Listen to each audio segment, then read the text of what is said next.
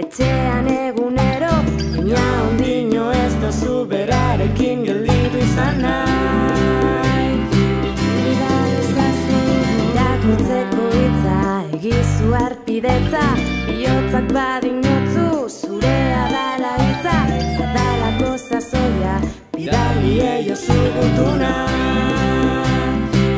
Egin ezazu harpidetza.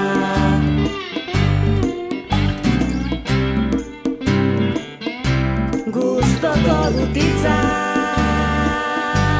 etxean gutzutitza.